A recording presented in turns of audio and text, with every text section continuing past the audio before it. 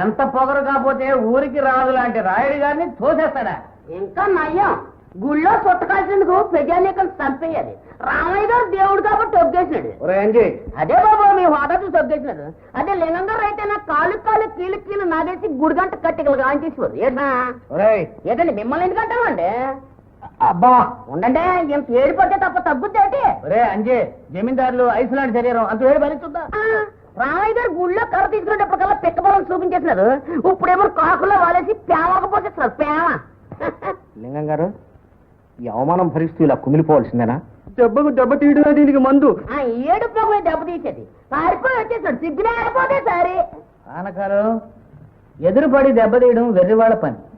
పైగా రామయ్య అంటే ఊరందరికీ అభిమానమే. మళ్ళీ మనం దెబ్బతినొచ్చు. ఓ పని చేద్దామండి. ఏంటండి అది?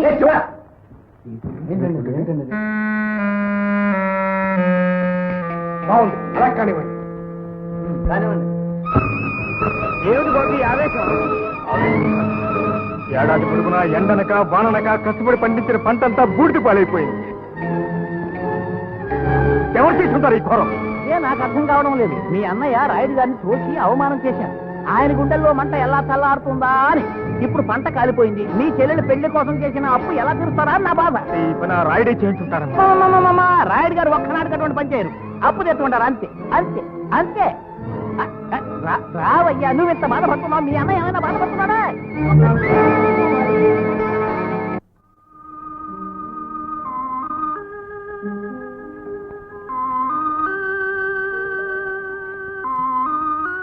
మన కుప్పలు తగలబడిపోయినాయి. విన్నాను తమ్ముడు. వినే ఇంత ధైర్యంగా కూర్చున్నావనే? ధైర్యంగా కాదు, దైన్యంగా. కుప్పలు అంటుకున్న తర్వాత ఆరవని నాకు బాగా తెలుసు. అవును, రాయుడు గారి గుండెల్లో మంటల్లా. అంటే అసలే మనం అప్పుల్లో ఉన్నాం. దానికి తోడు నువ్వు రాయుడు గారితో కోరి విరోధాన్ని తెచ్చుకున్నావు. ఈ సంవత్సరం అంతా మనం ఎలా బ్రతుకుతాం? ఈ కష్టాల్లో మనం ఎవరు ఆదుకుంటాం? ఆ రామచంద్రమూర్తి ఆదుకుంటాడు. రామచంద్రమూర్తి మాట్లాడితే ఒక మంత్రం అయిపోయింది. నీకంత నమ్మకం ఉంటే అంటుకున్న కుప్పలు ఆర్పలేపడే రామచంద్రమూర్తి. తమ్ముడు, ఏమిటా మాట? నువ్వేమన్నా ఆనందించుకుంటే నన్నను, అంతేగాని మన కులదైవం ఆ శ్రీరామచంద్రమూర్తిని ఏమన్నా అన్నావా? సరే వెళ్ళు. వెళతాను. ఎందుకు వెళ్ళాం? ప్రతిసారి నాకేమీ తెలియదంటూనే నా నోరు మూయిస్తున్నా. చిన్ని పెళ్లి కూడా నాకు తెలియకుండా నువ్వే నిర్ణయం చేసి భూమి తనఖా పెట్టి వచ్చిన 10,000 కట్న కింద వాళ్ళ ముఖానికి వచ్చావు. లాంఛనాలంటూ ఇల్లంతా గూడ్చిపెట్టావు. నువ్వు చేసిన అప్పులన్నీ ఎవరు తీర్చాడు? నేను తీరుస్తానా? నేను తీరుస్తా. తీర్చు. ఎలా తీరుస్తావు? నేను చూస్తాను.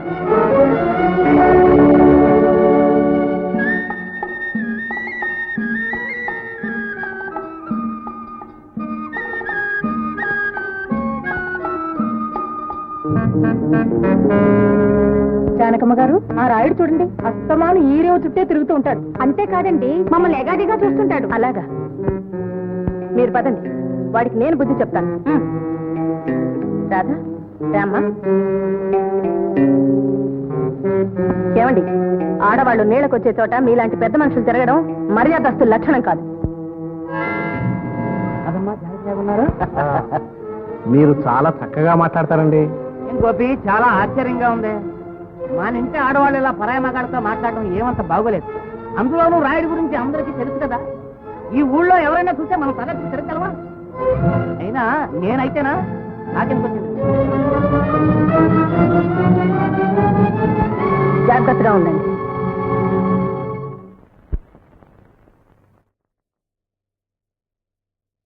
ఎక్కడికి వెళ్ళారు? నీళ్ళకి వెళ్ళామండి. ఇంట్లో పని మనిషి ఉండగా మీరెందుకు వెళ్ళారు? సత్యం మీ పూట పనిలోకి రాలేదండి. పనిలో రాకపోతే చెట్టంత మగాళ్ళ మేము ఉండగా మీరెందుకు వెళ్ళారు? ఇంట్లో నీళ్ళు వెళ్తే మేము చావు. నీ వెతవేశారు. ఏమిటండి ఆ మాటలు? మళ్ళీ ఎదురు సమాధానం చెప్తున్నావా? నీకెంత ధైర్యం లేకపోతే నీళ్ల కోసమే ఏటికెళ్ళి ఆ రాయితో మాట్లాడాల్సిన అవసరం వచ్చింది. అది కాదండి గోపి, అంత కాని పనులు మేమేం చేశామయ్యా? ఇంకేం చేయాలి? ఇంటికి పెద్దలను నువ్వు ఉండి కూడా ఇలాంటి పరువు తక్కువ పనులు చేస్తుంటే నన్ను చూస్తూ ఊరుకుంటావా? మాట్లాడే. అది కాదండి.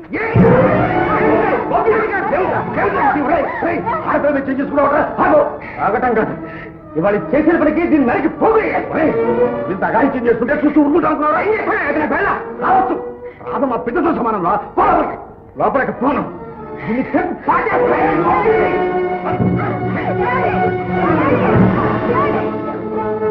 ఏమి నీ పెద్దరికం?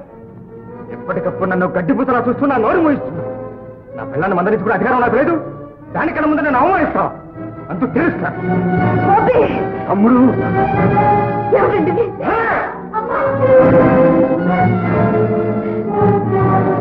తమ్ముడు, అన్నాదమ్ముల సంబంధం ఈనాడుతో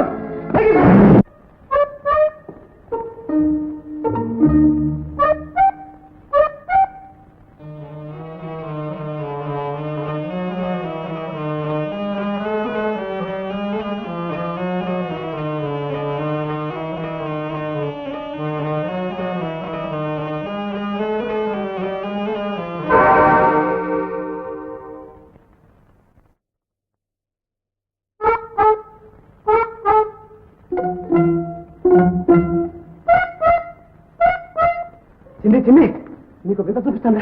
మా అమ్మ ధనరాసు ఖజానా నిన్నే నిన్నే. ఏమిటి కన్నీళ్ళు? మా అమ్మ ఏమన్నా అందా? ఏమనలేదండి. మరి ఓహో, మీ అన్నయ్య జ్ఞాపకం వచ్చాడా? అవునండి, చిన్నప్పటి నుండి అన్నయ్యని వదిలిపెట్టి ఉండలేదు. అన్నయ్య ఎంతో గారాభంగా చూసేవాడు. ఎంత అల్లరి చేసినా కన్న తల్లే చూసేది వదిన. ఇప్పుడు వాళ్ళు ఎలాగున్నారో ఏమో.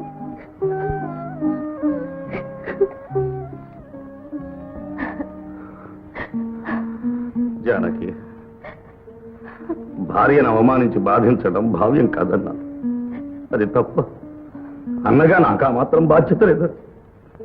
ఇంత మాత్రానికే తమ్ముడు నన్ను ఇంతగా శిక్షించాలా, చిత్రవధ చేయాలా చెప్పు? తరతరాలుగా కలిసి ఉంటున్న ఇల్లు ఇప్పుడు నా మూలంగా వేరుపడిపోయిందే. నేను చేసింది తప్ప జానకి? చెప్పు జానకి, నువ్వు చెప్పు. బాధపడకండి, వాటాలు రెండైనా ఇల్లు ఒకటేగా.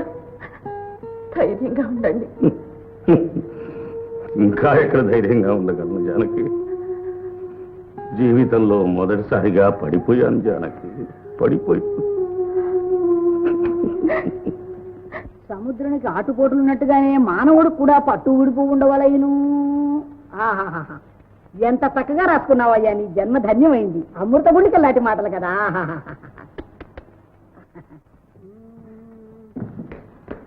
అమ్మమ్మ, నా పరీక్షలు అయిపోయాయి. ఇంకే పరీక్షలు అయిపోయా నా తండ్రి? పోయి తీరుగా పెళ్ళంతో ఆడుకున్నా. ఇక ఆడుకుపో. అలాగేనమ్మా. రే దద్దమ్మా, ఇట్లా పోయి ఆడుకోరంటే గెంతులు వేసుకుంటూ పెడుతున్నావా? రే మరి అంత పెళ్ళాం కొంగు చుతిరితే దానికి లోకు అయిపోతుందా? మరైతే దాన్నే నా చక్క పుస్తకం తిరగమనే అమ్మా. నోర్ముయ్, దాన్ని కాస్త భయభక్తుల్లో పెట్టాలంటే అంటున్నట్టు ఉండాలరా. అప్రయోజకుడా, నేను అప్రయోజకున్నా. అది తెలుస్తూనే ఉందిగా. నీ పెళ్లి అయిన కొత్తలో 2 నెలలు నీ బావ బుడబడాలని డబ్బు పంపాడు. 3వ నెల కాళ్ళు వేలేశాడు. ఇంకా ఎందుకు పంపించాలని ఇప్పటి వరకు ఒక్క ఉత్తరం కాసావా? ఒక్క మాట అడిగావా? ఇంకా ఎందుకమ్మా, సెలవులేగా. రే సెలవులు గెలవలు నాకు తెలియదురా. వాళ్ళు అలా పంపిస్తూనే ఉండాలి, నేను ఇలా పుచ్చుకుంటూనే ఉండాలి మనేటలు. రే తప్పు నా కళ్ళు పోతాయిరా. లక్ష్యం వస్తుంటే వద్దని కొడతారా, చెంపలేసుకో. రే ఉత్తరం కాదు. నేను రాయనమ్మా. రాయో, నా నాన్న నువ్వు రాయొద్దురా. నువ్వు ఇంతటి ప్రయోజకుడు అని తెలిసే నిన్ననే రాయించి పడేశాను. స్టాంప్ అంటించకుండా రిజిస్టర్ ఉత్తరం లాగా టపిమని అంది తీరుతుంది వాళ్ళకి. 4వ రోజు వచ్చేస్తుంది మనీ ఆర్డర్. వెళ్ళు, నీ పని చూసుకో. రే అటెక్కడికి వెళ్ళమంటే పెళ్ళం గదిలోకా? వెళ్ళు, మేడం ఇక్కడ చదువుకో. ఓ చూస్తున్నాలే, నేను మళ్ళీ వచ్చి చూస్తాను.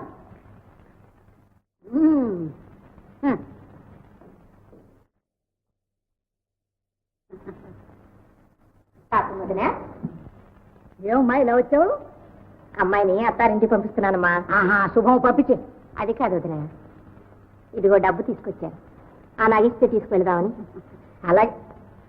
ఏమమ్మా, నాకేం లెక్కలు రావనుకున్నావా? వెర్రిదాన్ని అనుకున్నావా? అసలు నేను లెక్క చూడనెక్కలేదు. ఇలా దొంతర పట్టుకున్నానంటే తెలిసిపోతుంది. అవును వదిన, ఒక్క 5 రూపాయలు తక్కువ వచ్చింది. అలా చెప్పు. మరైతే 5 రూపాయలు తక్కువ వస్తే మా నాగమణి ఒప్పుకుంటుందా? లేకపోతే నీకు ఇప్పించిన చేత్తో నన్ను పెట్టుకోమన్నావా? విద్యా పాపా కలవాళ్ళు కాస్త పట్టు విడుపు లేకపోతే ఎలా చెప్పదురా? అయ్యో కాదు మరి, నీకు అప్పిచ్చేటోడేమన్నా మేము దేవుళ్ళం, నువ్వు తిరిగి ఇచ్చేటోడేమన్నా దెయ్యాలం. సరేలేమ్మా, ఆ మిగతా 5 రూపాయలు తీసుకొచ్చి నగ తీసుకెళ్ళి వెళ్దామా. వంటకు వేళ ఉంటుంది, వెళ్ళు.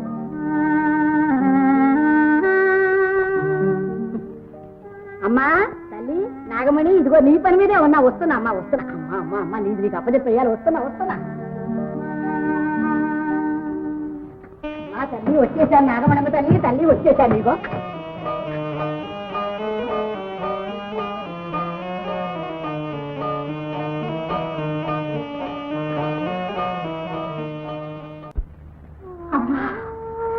ఇన్నేళ్లుగా మీ ఇంటిని అంటి పెట్టుకుని పనిచేస్తున్నాను.